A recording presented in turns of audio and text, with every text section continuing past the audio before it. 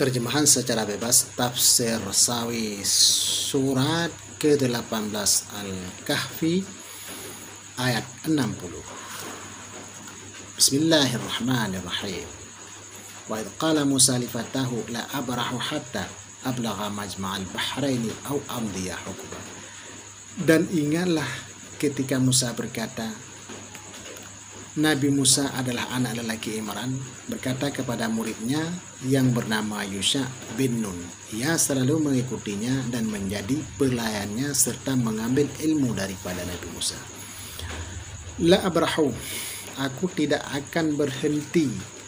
Artinya aku akan terus berjalan sebelum sampai ke pertemuan dua buah laut, tempat bertemunya laut Romawi dan laut Farsi dari sebelah timurnya, yakni tempat bertemunya kedua lautan tersebut.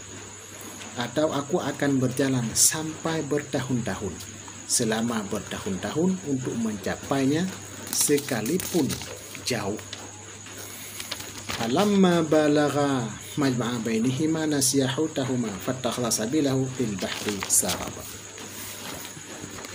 Maka tak kala keduanya sampai ke pertemuan dua buah laut itu, yakni tempat bertemunya kedua laut itu, mereka berdua lupa akan ikannya. Yusha lupa membawanya ketika berangkat. Nabi Musa pun lupa mengingatkannya.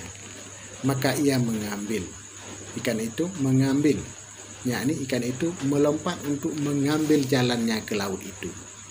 Allah lah yang menjadikan jalan itu, yaitu dengan menjadikan baginya dalam keadaan berlobang, seperti lobang bekasnya, yaitu lobang yang sangat panjang dan tak berujung. Demikian itu karena Allah menahan arus air demi untuk ikan itu, lalu masuklah ikan itu ke dalamnya dengan meninggalkan bekas seperti lobang dan tidak terhapus karena bekasnya membeku.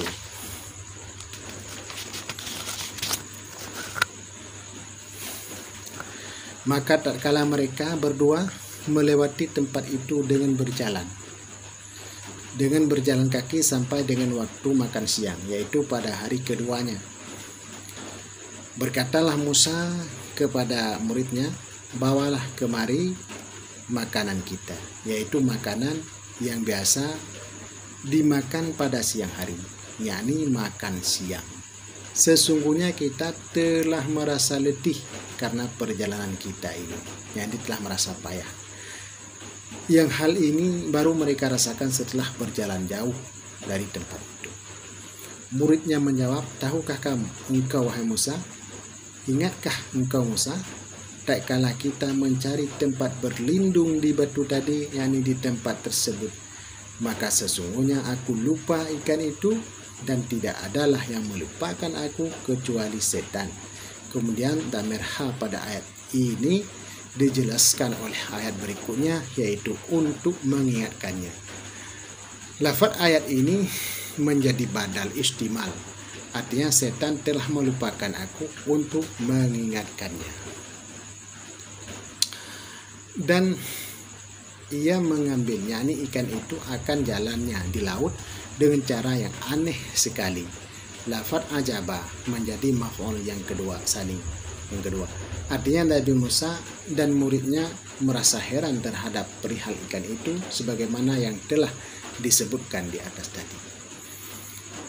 Berkatalah Musa, itulah tempat kita kehilangan ikan itu, tempat sesuatu yang kita cari-cari, karena sesungguhnya hal itu merupakan petanda bagi kita bahwa kita akan dapat bertemu dengan orang yang sedang kita cari.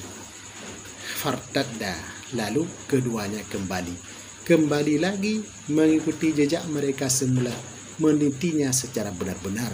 Lalu keduanya sampai di batu besar tempat mereka beristirahat. Nabi Musa menjawab,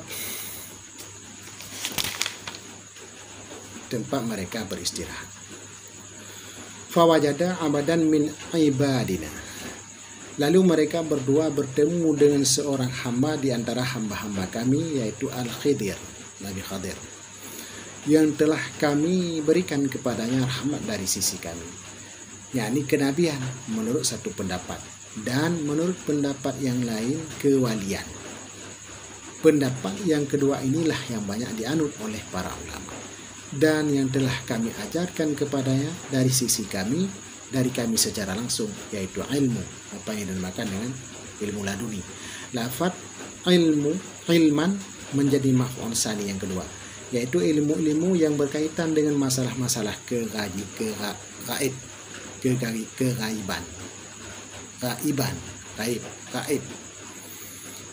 Imam Bukhari telah meriwayatkan sebuah hadis bahwa pada suatu ketika Nabi Musa berdiri berkhutbah di hadapan kaum Bani Israel. Lalu ada pertanyaan, siapakah orang yang paling alim, wahai Musa? Maka Nabi Musa menjawab, aku. Lalu Allah menegur Nabi Musa karena ia belum pernah belajar ilmu gaib. Maka Allah menurunkan wahyu kepadanya, sesungguhnya aku mempunyai seorang hamba yang tinggal di pertemuan dua laut. Dia lebih alim daripadamu. Musa berkata, wahai Rabbku, bagaimanakah caranya supaya aku dapat bertemu dengan orang tersebut? Allah berfirman, pergilah kamu, wahai Musa, dengan membawa seekor ikan besar. Kemudian ikan itu kamu letakkan dalam keranjang. Maka manakala kamu merasa kehilangan ikan itu, berarti dia ada di tempat tersebut. Lalu Nabi Musa mengambil ikan itu dan ditaruhnya pada sebuah keranjang. Selanjutnya ia berangkat disertai dengan muridnya yang bernama Yusha ibn Nun, hingga keduanya sampai pada sebuah batu yang besar. Di tempat itu keduanya berhenti untuk istirahat seraya membaringkan tubuh mereka. Akhirnya mereka berdua tertidur. Kemudian ikan yang ada di keranjang berontak dan melompat keluar daripadanya. Lalu ia jatuh ke laut. Lalu ikan itu melompat mengambil jalannya ke laut itu. Allah menahan arus air demi untuk jalannya ikan itu, sehingga pada air itu tampak seperti terowongan berlubang. Ketika keduanya terbangun dari tidurnya, murid Nabi Musa lupa memberitakan tentang ikan kepada Nabi Musa. Lalu keduanya berangkat melakukan perjalanan lagi selama sehari semalam. Pada keesokan harinya Nabi Musa berkata kepada muridnya, bawalah kemari makanan siang kita. Sampai dengan perkataannya, lalu ikan itu melompat mengambil jalannya ke laut dengan cara yang aneh sekali. Bekas ikan itu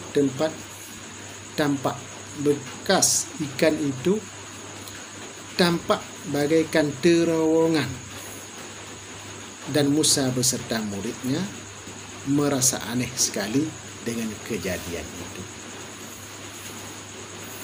Inilah sepenggal kisah Nabi Musa bersama Khadir serta muridnya, yaitu Yusha bin Nun. Kita akan menyambungnya pada waktu yang lain. Wallahu a'lam bishawab.